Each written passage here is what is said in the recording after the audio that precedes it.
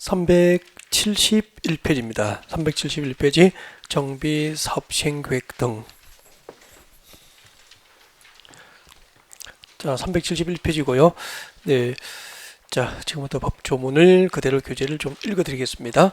자, 이런 교재 집중하시고요. 371페이지. 네. 제가 읽으면은 밑줄을 끄면서 따라오셔도 괜찮습니다. 정비사업 시행자는, 여기서 정비사업 시행자의 10중 8구가 누구죠? 조합.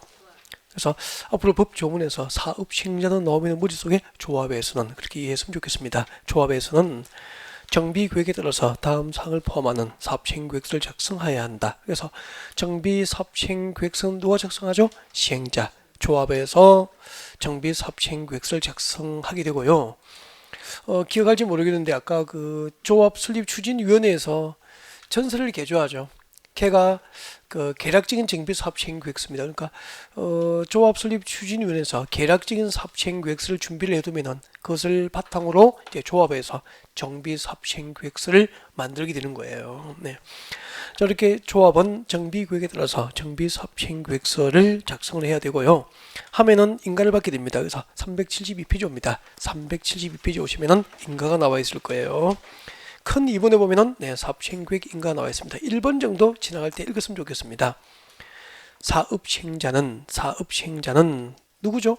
조합에서는 정비 사업 시행을 할 경우에는 사업 시행 계획서의 정관 등과 그 밖에 국토교통부를 인하지 않은 서류를 첨부해서 시장 군수 등에게 그 사업 시행 계획에 대해서 무엇을 받죠? 인가를 받게 됩니다. 그리고 책자를 넘겨서 이 사업 시행 인가 과정에서 특례 규정들이 시험에 나와요. 그래서 여러분 교재 377페이지입니다. 377페이지죠. 377페이지 오셔서 사업 시행 인가의 특례 규정이 03번에서 나와 있을 거예요. 여기 별표하시고.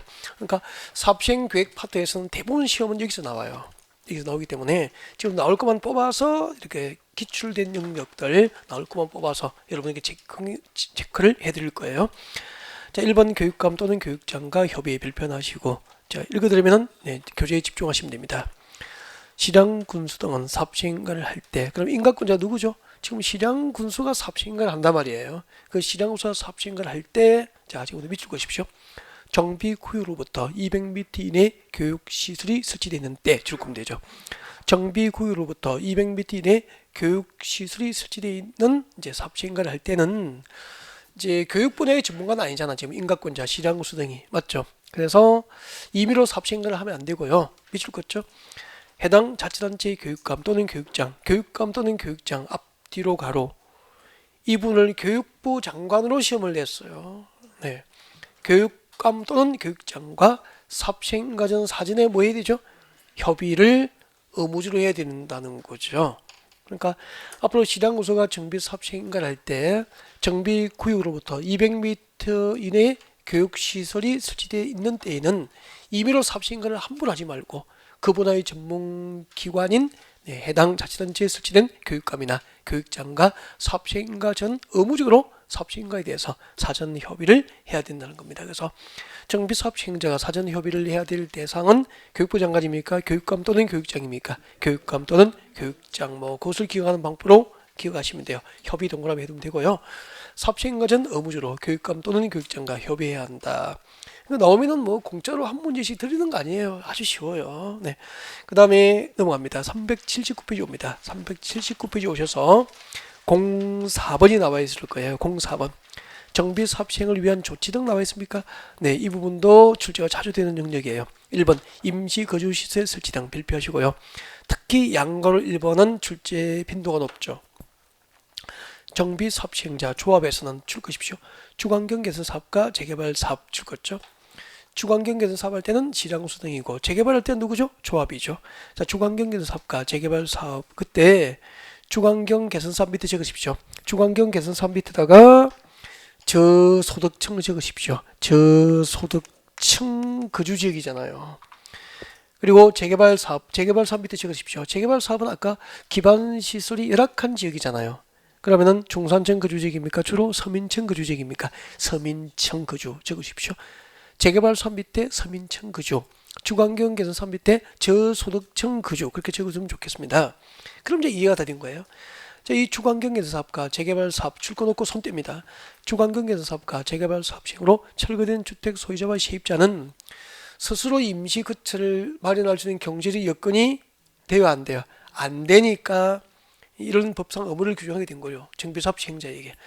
주관경계에서 사업과 재개발 사업 시행으로 철거된 주택 소유자와 세입자에게 해당 정비구역 안과 밖에 위치한 지금도 줄 것죠.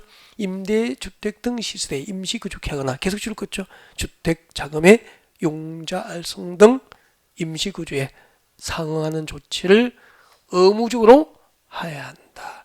그럼 이분은 어떻게 해야 되냐면은 철거된 주택 소유자와 세입자에 대해서 임대주택 등에 거주하거나 주택 자금의 용자 알성 등 조치를 의무적으로 해야 할 정비사업 두 개가 뭐죠? 주관경계에서 사업과 재개발 사업.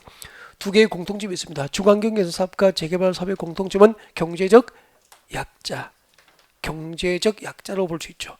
그들을 배려하기 위한 재개발 재건축 과정에서 그들을 주관경계에서 사업과 재개발 과정에서 그들을 배려하기 위한 제도예요. 그럼 시험 낼 때 이렇게 내오잖아. 정비 사업 시행자는 재개발 사업과 재건축 사업의 시행으로 철거된 주택 소유자와 세입자에 대해서 임대주택 등 시세대에 거주하거나 주택 자금의 용자성 등 상한 조치를 해야 한다. 옮겼습니까? X. 재개발과 재건축이 아니죠. 주관경계에서 사업과 재개발이잖아. 그렇게 된 거죠. 공통점이 뭐죠? 경제적 약자. 그렇죠. 경제적 약자를 배려하기 위한 제도입니다. 그리고 밑에 2, 3, 4는 리딩 R 읽어두면 됩니다. 그리고 380페이지 넘어옵니다. 임시상가의 설치 발표하시고 임시상가 설치. 임시상가의 설치도 또 시험에 나왔죠. 재개발 사업이 줄 것입니다. 재개발 사업이 줄 것이고 이때 재개발 사업은 상업지역에서 행하는 재개발입니다. 밑에 적으십시오. 상업지역 재개발 사업 밑에 상업지역 적으시고요. 읽어드릴게요. 자, 상업지역에서 하는 재개발 사업 시행자는 그 재개발 사업 시행으로 이주하는 상가 세입자가 사용할 수 있도록 정비구역과 그 인근 지역에 줄 것죠. 임시상가를 설치할 수도 있다. 정비 사업 시행으로 이주하는 상가 세입자가 사용할 수 있도록 임시상가 설치가 허용되는 사업은 재개발 사업뿐이죠. 왜요? 아까 우리 상업지역에서 공식적으로 허용되는 정비 사업은 무엇이었습니까? 재개발 사업이었잖아. 재개발 사업은 2018년도부터 상업지역과 공업지역이 공식적으로 포함이 됐죠. 재개발 대상에. 그래서 재개발 사업, 상업지역에서 행하는 재개발 사업을 전제로 만든 겁니다. 그리고 4번 내려오시고요. 토지 등의 수용과 사용을 발표하시고 정비 사업 시행자 줄 것이고 밑에 적으십시오. 수용 주체가 되죠. 정비 사업을 할 때 토지 수용의 주체는 누구죠? 정비 사업의 시행자 됩니다. 단 줄 것이십시오. 가로 안에 재건축 사업의 경우에는 천재지변 등 긴급한 경우에 한정하여 토지 수용 주체가 될 수 있어요. 그러면은 재건축 사업은 원칙적으로 토지 수용할 수 있어 없어? 없어요. 천재지변 등으로 긴급한 경우에만 재건축 사업은 토지 수용이 허용되는 거죠. 이유가 뭐죠? 재건축 사업은 공익 사업이 아니거든. 이해하셨죠? 네.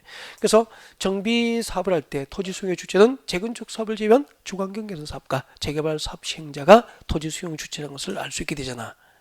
그리고 토지 수용에는 무슨 법률을 준용하죠? 다 배웠잖아. 두 번째 줄 끝에 줄 것죠? 두 번째 줄 끝에 준용 법률. 공익 사업을 위한 토지 등의 취득 및 보상에 관한 법률을 준용하죠. 약칭해서 무슨 법? 공취법. 벌써 세 번째 배우는 거죠. 특례에 발표하시고 시험은 특례에서 나옵니다. 특례 동그라미 1번에 두 번째 줄에 줄 것죠. 두 번째 줄에 사업시행 인가 고시가 있는 때 줄 것죠. 사업시행 인가 고시가 있은 때 줄 것죠. 사업시행 인가 고시가 있은 때 자, 공치법상 다음 줄 것죠. 사업 인정 및 그 고시, 가 있은 것으로 본다까지 줄 거면 되죠. 그리고 재결 신청 기간에 대한 특례가 있습니다. 재결 신청 기간에 대한 특례. 동그라미 2번 제목에 비출 것이고 세 번째 줄에 줄 것입니다. 자, 재건축 사업, 정비 사업에서 보상금 지급에 대한 협의가 안 됐을 때 재결 신청할 수 있는 기간은 세 번째 줄에 언제까지죠? 사업 시행 기간 이내 줄 거면 되죠. 사업 시행 기간 이내 줄 것이고 지금부터 밑줄 거 드린 거 설명을 들어야 이해가 되겠죠. 이해되는 것이 가장 좋은 암기잖아. 입력이 되는 거죠. 그래서 지금부터 이제 밑줄 거 쓰니까 제가 일부러 밑줄 긋고 읽어드리는 이유가 뭐죠? 교재에 있는 거 쓰지 말고 설명을 놓치지 말고 들어라. 그런 얘기입니다. 그러니까 교재에 있는 거 적지 말고 설명을 들었으면 좋겠습니다. 필기는 해야 돼요, 안 해야 돼요? 해야 돼요. 할 때만 필요한 것만, 그러니까 필요한 것만 간단하게 메모하고 많이 들어야 됩니다. 교재 활용하고요. 가장 좋은 수험서는 기본서.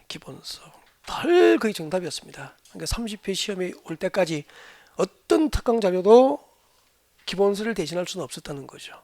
특강 자료는 특강을 위해서 만든 자료일 뿐이에요. 늘 마지막까지 기본서를 놓지 않은 분이 웃게 되더라는 거죠. 진실은 기본서예요. 합격의 진실은. 특강 자료는 포장을 예쁘게 했을 뿐이에요. 예쁘게. 거기에 자료, 그건 좋은 자료에 혹하면은 자꾸 이제 유혹이 당하죠. 이렇게. 우리 꿀을 처먹으면 참 달고 맛있죠. 꿀 먹고 살 수 있어 없어? 없죠. 밥은 새끼 밥을 끼니를 잘 챙겨 먹는 게 건강의 비법이었듯이 똑같더라고. 꿀 좋다고 평생 꿀만 먹고 뭐 그죠? 네. 액기스만 먹고 살 수 없는 홍상 액기스만 먹고 평생 살 수 없는 거잖아. 그것은 보조제일 뿐이잖아요. 아무리 좋아도 그죠? 기본서가 밥이고 새끼를 챙겨 먹는 밥이고 특강 자료는 홍삼 액기스일 뿐이에요. 근데 수험시에는 그런 것이 혹도 해요. 혹 해버리죠. 못 가지면 안달이 나고 막 복사하고 싶고 막 가지고 그죠? 막 좋아하니까 주변에 복사해서 막 드리고 싶고 그렇게 되죠. 할 필요가 없어요. 공부해 보신 분 알죠? 그런 것을 좋아하면은 오래 공부하게 됩니다. 자, 시작하겠습니다. 필기하지 마시고 설명만 들어요. 금방 필기 대신에 밑줄 거 됐잖아. 토지 등의 수용이죠. 정비사업 절차에서 토지 수용의 주체는 누구였죠? 정비사업의 시행자. 이때 시행자 누구죠? 재개발 사업과 주환경 개선 사업 시행자예요. 그러니까 재개발 사업과 주환경 개선 사업만 토지 수용을 위한 공익 사업으로 인정해 주는 거야. 단 재건축은 천재지변이죠. 천재지변 등에 의해서 긴급한 경우에 한하여 예외적으로 재건축 사업 시행자에게는 토지 수용이 허용될 뿐이죠. 천재지변 등 긴급한 경우에 한정되는 거죠. 그러니까 원칙적으로 재건축 사업은 토지 수용을 필요로 하는 공익 사업으로 인정하지 않는다는 의미예요. 그 다음에 두 번째, 토지를 수용할 때 무슨 법을 준용합니까? 공익 사업을 위한 토지 등의 취득 및 보상에 관한 법률을 준용하는데, 자, 그때 물어보겠습니다. 이거 외우라고 그랬죠. 공직법상 토지 수용 요건 두 가지는 늘 외우시라고 했죠. 공직법상 토지 수용, 이거 계속 나오거든. 나올 때마다 외우면 되죠. 어떤 분은 나올 때마다 필기하는데 나올 때마다 못 외워요. 작년 11월 달부터 나중에 9월 달까지 필기하고 있는 거야. 근데 외우지는 못해. 참 힘들죠. 네. 자, 공직법상 토지 수용령 1번이 뭐죠? 토지 수용을 필요로 하는 사업이 무슨 사업일 것? 공익 사업일 것. 나올 때마다 외우십시오. 공익 사업에 해당해야 되고, 국토교통으로부터 공익 사업에 해당한다고 사업 인정 고시가 있어야 되죠. 국토교통으로부터 공익 사업 인정을 받으면 토지 수용할 수 있다는 거예요. 했어. 국토교통으로부터 공익 사업 인정을 받고 토지 수용을 했어. 그러면은 보상금 지급을 하게 되는데, 보상금 지급에 대해서 협의가 안 되면은 법원에 재판 신청합니까? 토지 수용인에 재결 신청합니까? 재결. 그때 재결 신청 기간, 재결을 신청할 수 있는 기간은 공익사업 인정받고 몇 년 안에 가능하죠? 1년 내에 하여야 한다. 이게 공직법상 토지 수용 원칙인데, 원칙 그 자체가 시험 나오는 게 아니고 특례를 이해하기 위해서 소개할 뿐이라는 거죠. 그럼 특례 이렇게 되잖아. 이렇게 정비사업 시행자가 토지를 수용할 때도 이 법 공직법상 토지 수용 원칙을 준용하지만 이대로 적용하는 것이 아니고 여기에 대해서 이 원칙에 대해서 특별한 예외를 인정해 주는 거죠. 시험은 여기서 나와요. 정비사업 절차에서 1번 정비사업 절차, 지금 사업시행 인가 고시까지 절차가 진행되고 있죠. 기본교육 수준부터 저 정비사업 절차에서 무엇이 있으면은 사업 시행 인가가 고시되면은 아까 밑줄 거잖아.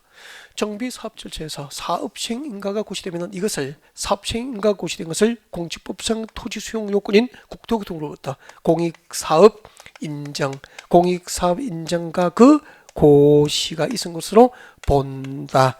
의제가 되는 거죠. 그러면은 정비사업 시행자는 정비사업 절차에서 사업 시행 인가가 고시되면은 이 절차만 진행돼 버리면은 국토교통부로부터 공익사업 인정을 받은 것으로 법적으로 간주가 되기 때문에 공익사업 인정을 받아야 할까요? 안 받아도 될까요? 안 받아도 정비사업 절차에서는 사업 시행 인가만 고시되면은 토지 수용권을 사업 시행자에게 주는 거예요. 그러면은 여기요. 도시 및 중앙경제법상 정비사업 절차에서 정비기본계획 수립, 그리고 정비계획의 수립, 정비구역 지정 고시, 조합 설립 인가 고시, 그리고 사업시행 인가 고시 중에서 어떤 절차가 진행되면 됩니까? 사업시행 인가 고시 절차가 진행되면은 공지법에 의해서 토지를 수용할 수 있는 공익사업 인정을 받은 것으로 간주해 주기 때문에 사업시행 인가만 고시되면은 정비사업 시행자는 사업에 필요한 땅과 건물을 강제 수용할 수 있다는 거죠. 정비법상 정비사업 절차에서 사업 시행자의 토지 수용 시기로 가장 적합한 것은 정비구역 지정 고시입니까? 조합 설립 인가 고시입니까? 사업 시행 인가 고시가 있어야 됩니까? 사업 시행 인가 고시 후에 토지 수용할 수 있다는 그 얘기예요. 그 얘기. 그러니까 정비법에서는 토지 수용이 나오면 사업 시행 인가 고시가 답이라고 생각하시면 돼요.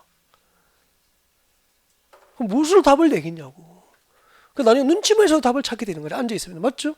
그런 거죠. 그리고 이게 오늘 마지막입니까? 시험 치기 전까지 앞으로 많이 남아있습니까? 앞으로 공식적으로 7번, 8번 정도를 저하고 반복을 한 다음 시험장에 가야 되니까 그냥 지금 이해하셔도 너무 빨리 이해하신 거라니까 힘내시고, 그 다음에 그럼 정비사업 절차에서 사업시행 인가 고시에서는 국토교통부도 공익사업 인정을 받은 것으로 간주해주는 특례가 있죠? 이거는 했고요. 그럼 정비사업 시행자 토지 수용하려면 국토교통부도 공익사업 인정을 받아야 한다. 오면 습니까? X. 공익사업 인정을 받아야 됩니까? 사업시행인가 고시했으면 됩니까? 사업시행인가 고시했으면 토지 수용할 수 있는 거잖아. 다음에 두 번째, 보상금 지급에 대한 협의가 안 되면 재판 신청합니까? 토지 수용위원회 재결 신청합니까? 재결 신청. 그때 재결 신청할 수 있는 기간이죠. 그때 재결 신청 기간은 공직법상 원칙은 공익사업 인정을 받고 1년 안에만 하는 게 원칙이지만 정비사업 절차에서는 특례로, 정비사업 시행기간입니다. 사업 시행기간 이내에 가능하다는 거죠. 그럼 만약에 정비사업 시행기간이 3년이면 3년 이내에, 3년 내내 언제든지 보상금 지급에 대한 협의가 안 되면 재결 신청이 법적으로 가능한 거예요. 만약에 사업 시행기간이 2년이면 2년 이내 그렇게 되는 거죠. 그래서 재결 신청은 사업시행 기간에 내에 할 수 있고 토지 수용은 사업시행 인가 고시 후에 할 수 있고 그렇게 이해하시면 돼요. 알겠죠? 네. 자, 책잘 등깁니다. 넘겨가지고 여러분 교재 383페이지입니다. 383페이지예요. 자, 여러분 교재 383페이지 68번 큰 8번이 나와 있습니다. 규제, 건축 규제 완화 등에 관한 특례 발표하시고요. 여기도 시험에 자주 나오는 파트가 되구나. 1번 같이 봅니다. 국민주택 채권 매입에 관한 규정 적용 배제 미칠 것이고요. 자, 주관경 개선 사업 미칠 것입니다. 주관경 개선 사업을 미칠 것이고, 주관경 개선 사업 밑에 적으십시오. 부자동네입니까? 달동네입니까? 달동네 적어두면 되죠. 달동네니까 주관경 개선 사업은 경제적 약자가 되는 거죠. 그래서 주관경 개선 사업에 따라서 건축허가를 받은 때 줄 것입시오. 그리고 부동산 등기를 하는 때 줄 거죠. 주관경 개선 사업 하면서 건축허가 받고 부동산 등기할 때는 계속 줄 거죠. 주택도시기본법상 국민주택 채권 매입에 관한 규정을 적용합니까? 배제합니까? 배제. 국민주택 채권 매입에 관한 규정의 적용을 배제하기 때문에 주관경 개선 사업하면서 건축허가 받고 부동산 등기할 때는 국민주택 채권을 사야 될까요? 안 사도 될까요? 안 사도 된다는 거죠. 국민주택 채권 매입을 해야 한다는 법률 규정에 적용을 받지 않기 때문에, 그러니까 주관경 개선 사업은 저소득층 집단 거주지이니까 그들을 배려하기 위해서 주관경 개선 사업하면서 건축허가 받고 부동산 등기할 때는 국민주택 채권을 사야 될까요? 안 사도 될까요? 안 사도 될 수 있게 특례를 인정하게 된 겁니다. 우리 그 자동차 사가지고 등록하죠. 번호판 단다 그러잖아. 등록할 때는 서울시 도시개발 채권이라든지 지하철 채권 사고 하거든요. 그죠? 국민주택 채권도 사야 되고요. 근데 이렇게 등기나 등록을 신청할 때, 건축허가 받을 때 사야 될 국민주택 채권을 주관경에서 사업할 때는 안 사도 될 수 있도록, 사지 않도록 배려를 해준 거예요. 여러분, 건축가 받고 부동산 등기할 때 국민주택 채권 매입 규정의 적용을 배제하는 정비 사업은 가장 저소득층 주민이 집단지를 거주하는 무슨 사업? 주거 환경 개선 사업. 쉬워요. 밑에 2번, 3번은 읽어야 됩니다. 나중에 하게 될 거예요. 일단 리딩 정도 해 드릴게요. 네. 자, 그렇게 해놓고 그 다음에 쟁점 등기입니다. 넘겨서 이제 여러분 교재 386페이지입니다. 제8절 386페이지. 관리처분계획 등 오셨습니까? 관리처분계획 등 오셨죠? 분양 공고, 분양 신청 밑줄 그죠? 지금부터 속도가 상당히 빨라지니까 이해를 할 필요가 없습니다. 그래서 줄 끄는 게 목적이에요. 밑줄만 끄면서 쭉 따라오시면 되는데 밑줄 끌 때 항상 조심할 거. 빨리 따라오면서 가로가 나오면은 건너뛸 거. 자, 시작합니다. 386페이지 맨 밑에 다섯 번째 줄. 지금부터 읽어드리면 밑줄 끄면서 따라옵니다. 정비사업 시행자는 누구죠? 정비사업 시행자는 누구죠? 조합에서는 친구들 줄 끄면서 따라오셔야 되는데 사업 시행 인가 고시가 있은 날부터 며칠? 120일 이내에 120일 동그라미. 조합에서는 사업 시행 인가 고시되면은 그 사업 시행 인가 고시가 있은 날로부터 120일 내에 다음 사항은 어디에 있죠? 오른쪽에 387페이지 맨 위에 박산에 들려 있습니다. 박산에 3번 줄 긋죠? 분양 신청 기간. 오른쪽 387페이지 오른쪽 상단 저 위에 박산의 동그라미 3번 분양 신청 기간 밑줄 쭉. 2번 분양 대상자별 분담금 추산액 밑줄 쭉. 그래서 이럴 때는 분양 신청 기간 등 그렇게 오시면 되잖아. 그렇게 하고 다시 내려옵니다. 다시 386페이지 왼쪽으로 왔습니다. 다시 읽어드릴게요. 정비 사업 시행자는 사업 시행 인가 고시가 있은 날로부터 120일 내에 다음 사항이 뭐죠? 분양 신청 기간 등이잖아. 분양 신청 기간 등을 토지 등 소유자가 누구죠? 조합원이잖아. 조합원에게 통지하고 통지 동그라미. 통지하고 분양 대상이 될 대지나 건축물의 내역 등 대통령령이 정하는 사항을 해당 지역에서 발간되는 일간신문에 공고해야 한다까지 줄 것이고 공고 동그라미. 이때 공고는 적으십시오. 무슨 공고죠? 분양 공고. 분양 공고예요. 분양 공고. 그러면은 처음부터 빨리 할게요. 정비 사업 시행자는 사업 시행 인가 고시가 있으면은 그다음부터 며칠 120일 내에 조합원의 분담금 추산액과 분양 신청 기간 등을 토지 등 소유자 조합원에게 통지하고 일간 신문을 통하여 뭘 해야 됩니까? 분양 공고를 해야 한다 그런 뜻이에요. 그러니까 이런 부분을 천천히 읽으면 글자가 보이고 문장이 안 보이는 거야. 그래서 문장을 봐야 되니까 천천히 읽어야 됩니까? 빨리 읽어야 됩니까? 빨리. 공법은 습관적으로 조문을 빨리 읽어야 돼요. 천천히 읽으면 단어하고 숫자만 보이고 제도가 안 보여요. 습관적으로 공법은 빨리 읽는 게 문제를 풀 때도 유리하다는 거죠. 너무 꼼꼼하게 읽으면 글자만 보고 자꾸 숫자만 보고 제도를 못 보게 되더라고. 그래서 놓치니까 공법은 조금 빠르게 읽어주는 게 좋습니다. 그 다음에 387페이지 문제 풀 때도 마찬가지고요. 분양 신청 기간 계속 줄 거죠. 자, 이때 분양 신청 기간은 통지한 날 동그라미. 통지한 날 뭘 통지했죠? 토지 등 소유자에게 분양 신청 기간 등을 통지했잖아요. 사업 시행 인가 고시로부터 며칠 내에 통지했죠? 120일. 그 통지한 날부터 며칠? 30일 이상 60일 이내로 분양 신청 기간을 정함이 원칙에 밑에 적어요. 원칙. 30, 60 밑에 원칙. 계속 줄 거죠. 다만 정비 사업 시행자는 관리 청구계획 수집에 지장이 없다고 판단되면 분양 신청 기간을 20일 범위 내에서 한 차례 연장할 수 있게 됩니다. 분양 신청 계속 줄 거면 따라오십시오. 대지나 건축물에 대해서 분양을 받으려는 토지 등 소유자가 누구죠? 조합원이잖아. 대지나 건물에 대해서 분양을 받으려는 조합원들은 분양 신청 기간 내 대통령령이 정하는 방법과 절차에 따라서 정비사업 시행자 누구죠? 조합에게 대지나 건물에 대해서 분양 신청을 해야 한다. 여기까지 미칠 것이고 고개를 드시면 돼요. 고개를 들어주십시오. 자, 여기까지 이제 갑니다. 여기까지 갈 거예요. 자, 칠판 정리를 좀 하고 여기까지 또 연결해 볼게요. 지금 읽어드린 거 있죠? 제가 그렇게 하고 넘어갈 것 같습니까? 다시 정리하시. 그래서 여러분 교재에 있으니까 이제 교재에 있는 내용을 나중에 복습하시면 되고, 자, 일단은 고개를 들고 앞을 보시면 됩니다. 봐주시죠. 자, 도시민주환경정비법상 정비사업절차에서 사업 시행 인가 고시되면은 그 사업 시행 인가 고시가 있은 날부터 며칠? 사업 시행 인가 고시가 있은 날부터 120일 내에 조합에서는 조합원의 분양 신청 기간이나 조합원의 분담금 추산액 등을 조합은 토지 등 소유자에게 통지하고 일간신문을 통해서 뭐 한다고요? 분양 공고를 해야 한다. 여기까지 읽어드린 거죠. 근데 분양 신청 기간은 토지 등 소유자에게 분양 신청 기간 등을 통지한 날부터 분양 신청 기간은 며칠이죠? 30일 이상 60일 이내로 해야 되는 거죠. 그럼 시험 어떻게 되느냐면은 분양 신청 기간 등을 통지한 날부터 30일 이상 60일 이내잖아. 분양 신청 기간 등을 통지한 날부터 30일 이상 60일 이내로 분양 신청 기간을 정하는 게 원칙이잖아요. 근데 수험생들은 보통 30, 60 보고 답을 찾을 수밖에 없다고. 근데 이렇게 되잖아.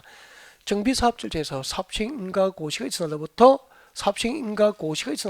30일 이상 60일 이내로 분양 신청 기간을 정해야 한다. 믿겠습니까? X잖아. 분양 신청 기간을 정할 때는 사업시행인가고시가 있은 날부터 30일 이상 60일 이내가 아니고 분양 신청 기간 등을 토지 등 소유자 조합원에게 통지한 날부터 30일 이상 60일 이내인 거야. 그래서 앞에 통지한 날이 중요한 거라는 거지. 근데 수험시험은 보통 30, 60 보고 답 찾아버리거든. 그러니까 좀 빨리 읽으면서 제도를 보셔야 되는데 숫자 위주로 보니까 탁크덕 일어나는 거죠. 저는 공법의 숫자를 뽑아서 못 외우게 하는 스타일입니다.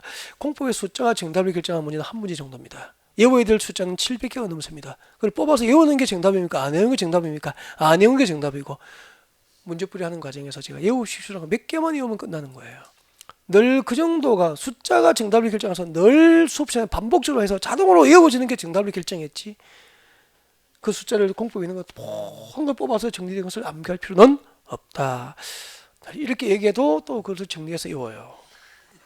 프린터 뽑고 자료 구해서 인터넷에 자료가 많거든. 그걸 뽑아서 외우는 순간 이상하게 가버립니다. 네. 자료는 제가 드리지 않는 자료는 독약이라고 생각하시면 돼요. 독약. 공식적으로 제공하지 않은 자료는 인터넷에 뽑아서 하지 마자.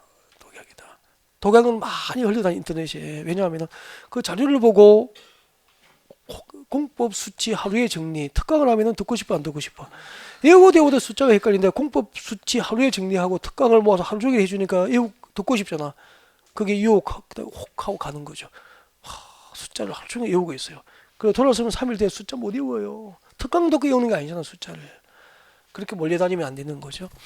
자, 이렇게 분양 공고하고 사업시행인가고시에서는 60일 내에 120일 내에 이렇게 부담금 내역과 분양 신청 기간 등이 토지 등 소유자에게 통지되고 일간 신문을 통해서 분양 공고가 이루어지는 거야. 그때 분양 신청 기간은 사업시행인가고시가 있은 날 기준입니까? 통지한 날 기준입니까? 통지한 날부터 30일 이상 60일 이내로 정하는 게 원칙인데 관리 처분계획 수립에 지장이 없으면 며칠? 20일 범위 내에서 분양 신청 기간은 연장될 수 있습니다. 이게 연결됐죠? 그 다음에 그럼 봐봐요. 분양 공고를 보셨잖아 조합원들이. 그리고 자기가 분양 신청원에 평당 얼마 부담해야 돼? 분담금 추산액과 언제부터 언제까지 분양 신청하고 그 분양 신청 기간까지 토지 등 소유자 조합원은 통지를 받았잖아. 그래서 분양 신청 기간 내에 희망하면은 대통령령이 정하는 절차에 따라서 분양 신청을 조합에 하면 된다는 거죠. 그럼 조합원은 분양 신청을 언제 해야 되죠? 통지받은 분양 신청 기간 내에 토지 등 소유자 조합을 대상으로 분양 토지 등 소유자는 사업시행자 조합을 대상으로 분양 신청을 하면 돼요. 그러면 이제 이 분양 신청된 현황을 기초로 분양 처분 계획이 만들어지는데 그것을 우리는 무엇이라고 할까요? 관리 처분 계획이라고 하는 거예요. 관리 처분 계획이라고 하는 거죠. 여러분 환지 방식의 사업 절차에서 환지 처분 내용을 미리 정하는 계획은 무슨 계획이죠? 환지 계획이고 정비법상 정비사업절차에서 재개발 재건축 조합의 조합원들에게 재개발 사업과 재건축 사업으로 새로 조성된 대지나 건물을 분양 처분하기 위한 계획이 무슨 계획이죠? 관리처분 계획에서 조합에서 관리처분을 작성해서 인가를 받고 관리처분의 인가가 고시되면 그 다음에 큰 사건이 벌어집니다. 관리처분 인가 고시 후에 드디어 이제 재개발 재건축 사업의 공사 시행 첫 사업을 뜨게 되는 거예요. 여러분 재개발 재건축 사업의 공사 시작은 언제 시작되는 거죠? 관리 처분 계획 인가 고시 후에 공사 시행에 들어가는 거죠. 그러니까 모든 재개발 사업과 재건축 사업은 대도시에서 정비 기본구역으로 예정구역 지정하는 게 첫걸음이었다고. 그리고 관리처분구역 인가 구효에 공사에 들어가게 되는데 이 관리처분구역과 관련해서 두 문제, 매년 두 문제. 한 문제가 100% 나온 것이 정비사업 시행자, 한두 문제가 나오는 부분이 시행자. 그러면 절반이에요. 시행자 파트하고 관리처분구역 파트가 절반이라고. 그러니까 얼마나 중요하겠어 관리처분구역은. 그러니까 실무에서 가장 활용되는 것도 관리처분구역이죠. 그러니까 공법이 정비구역 지정권자 내용에게 공법이 아니다는 거죠. 이런 것을 알고 해석하고 현장에 적용하면 전문가 되는 거죠. 그래서 제가 시간 배정을 관리처분을 1시간 정도 시간을 배정해 놨다고 지금 수업하려고. 일단은 관리처분구역 봅니다. 이거 알면 전문가가 돼요. 자, 여러분 교재 389페이지. 전문가 되신다고 해도 별로 좋아하시진 않으시네요. 네.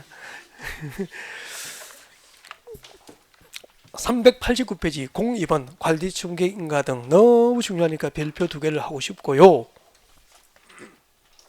관리처분구역 수립 및 인가라고 나와 있을 거예요. 읽어볼게요. 정비사업 시행자는 누구죠? 조합원입니까? 조합입니까? 조합. 조합에서는 그런 이야기잖아. 조합에서는 항상 사업 시행자는 넣으면은 머릿속에 조합에서는 토지성 소재가 넣으면은 조합입니까? 조합원입니까? 조합원. 그렇게 상상해야 되죠. 조합에서는 다음 줄 거예요. 분양 신청 기간이 종료된 때 줄 것이십시오. 분양 신청 기간이 종료된 때 줄 것이고 이게 관리청을 작성하는 시기입니다. 작성 시기. 분양 신청 기간이 종료된 때 그 분양 신청된 현황을 기준으로 다음 사항이 포함된 관리청구를 수립해서 누구에게 인가받죠? 시장, 군수 등 인가 동그라미 시장, 군수 등으로부터 관리청구의 인가를 받아야 하고 계속 줄 거죠. 인가받은 관리청구를 변경, 중지, 폐지 시간이 동그라미 하죠. 변경, 중지, 폐지 관리청구를 변경하거나 폐지하거나 중지하고자 할 경우에도 또한 같으니까 변경, 중지, 폐지에 관하여 인가를 받아야 한다는 뜻이죠. 그때 관리청구에 포함되어야 할 내용이 박스 안에 몇 개 들어있습니까? 9개. 그 중에서 8번까지를 외워야 됩니다. 그래서 동그라미 1번부터 8번까지 묶어서 앞에다가 꼭 암기. 그냥 암기가 아니고 꼭 암기.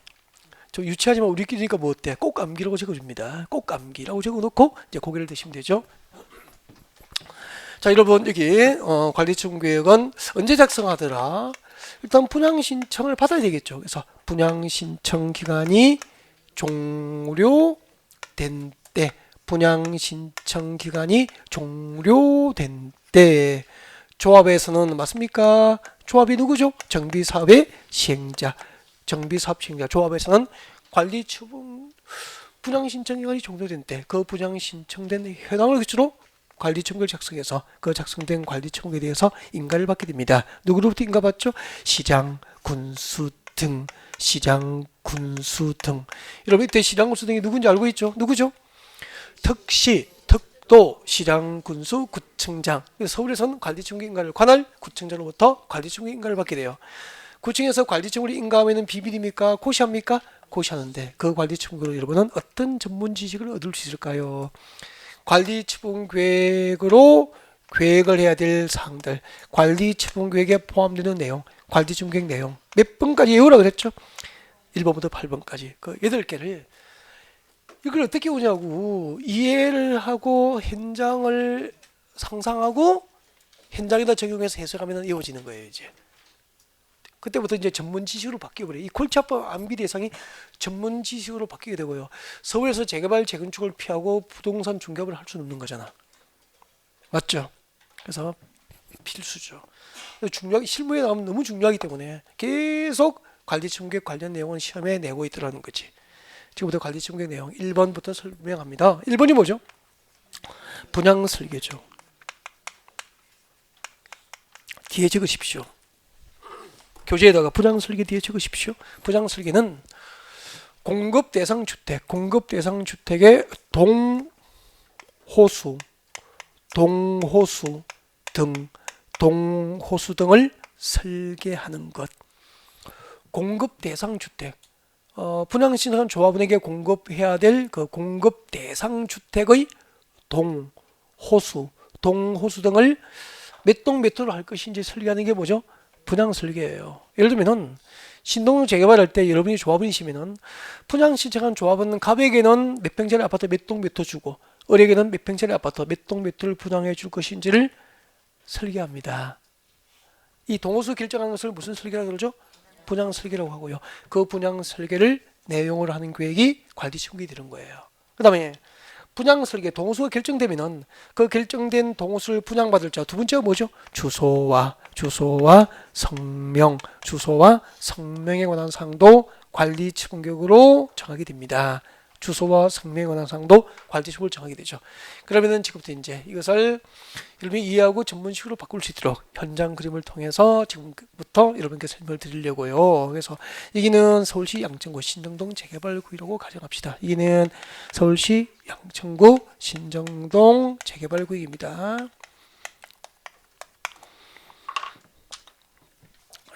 이게 재개발구역이에요. 신정동 재개발구역이다라고 가정합시다. 그리고 강남에 살고 있는 갑순씨가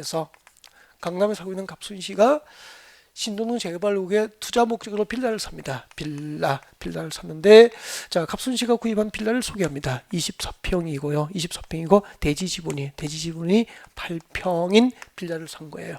얼마 주고 샀느냐면은 3억에 샀죠. 투자 목적으로 샀다고. 실수요할 목적입니까? 투자 목적입니까? 투자 목적으로 3억에 샀다고. 샀죠. 그러면 갑수지는 신정동 재개발조합의 당년 조합원이다. 오면 되겠습니까? 오죠. 아까 우리 재개발 사업할 때 토지 등 소유자는 이 정비구역 안에 무엇이 있으면 되죠? 토지 소유자, 건축물 소유자, 지상권자니까 갑순씨는 빌라 24평 건축물 소유자이면서 대지 지분권이 몇 평이 있죠? 빌라에 대한 대지 지분권이 8평이니까 토지 소유자이면서 동시에 건축물 소유자니까 아까 재개발 사업의 토지 등 소유자는 당연 조합원입니까? 사업에 동의해야 됩니까? 당연 조합원이니까 당연히 신정동 재개발 조합이 되는 거잖아. 투자 목적이라고 했죠? 투자 목적이면 조합으로서 분양 신청해야 안 해요? 분양 신청해야 일반 분양보다 조합원 분양가는 낮으니까 어드밴티지가 있을 거 아니야. 그러면 분양 신청해요 안 해요? 했죠. 그때 분양 신청한 갑순씨에게 아파트를 공고합니다. 재개발 아파트 24평 재개발 아파트 대지 지분 8평을 공급한다라고 가정합시다. 그러면은 갑순씨에게 분양 예정인 대지나 건축물은 아파트 24평 맞죠? 이게 갑순씨에게 분양 예정인 대지나 건물이잖아. 이걸 24평 아파트 대지분 8평을 갑순씨에게 분양 신청 갑순씨에게 몇 동 몇 호를 줄 것인지를 설계한다고. 이것을 무슨 설계라고 하죠? 분양 설계. 그러면 갑순에게는 101동 이거 아파트가 31층이 최고 층수예요. 네 3103호예요.